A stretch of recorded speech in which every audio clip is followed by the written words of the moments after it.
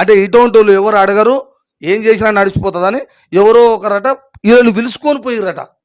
పిలుచుకొని పోయి ఆడ కూర్చొని మరి ముచ్చటన చెప్పి తీసుకుపోయిరా, అమ్మా మరి ఫలానా వాళ్ళు వస్తురు, సరేరా అయ్యిందో పోయిందో, ఇక అయ్యింది. ఉంటారుగా కొందరు మంది వ్యవహారం చేస్తాడు నడమ, మంచి చేసేటోడైనా ముచ్చట ఎందుకు చెప్పాలి వాళ్ళకు? మరి ఫలానాడు వస్తున్నట, ఇక అది దురదృష్టమో అదృష్టమో రా, మరి తాకిరు పోయిరు పిల్లలు, కానీ ఆ బోర్డు వ్యక్తినోడు వస్తున్నాడు, మరి వాని ద్వారా అడిగినామమ్మా, అంత పెద్ద కొడుకు పోయినాక నువ్వేం బాధపడకు, మేము పెద్ద మనుషులం, మేము అడుగుతున్నామమ్మా, ఇది 30 లక్షలు అడిగినాం, 20 లక్షలు అడిగినాం, వాడికి ఇట్ట అంటుండు గట కాదు అని వాళ్ళకి న్యాయపరంగా చేద్దాం, ఇంట్లో ఒక బిడ్డ ఉండే, వాళ్ళు ఇద్దరేనా, ఉన్నో కొడుకు చనిపాయే అని ఎవరం ఓడనం మాట్లాడతాడు.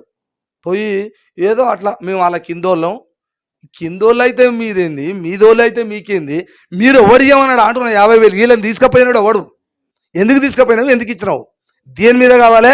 నేను సిఐ గారితో మాట్లాడతా, నేను సిఐ గారి దగ్గరికి పోతా, ఇది ఎట్లనో ఇది తేలాలి, ఇది తేలినాకనే అప్పటిదాకా మాత్రం ఈ తల్వార్ తాత మాత్రం ఊకోడని మీకు హెచ్చరించి చెప్తున్నాను.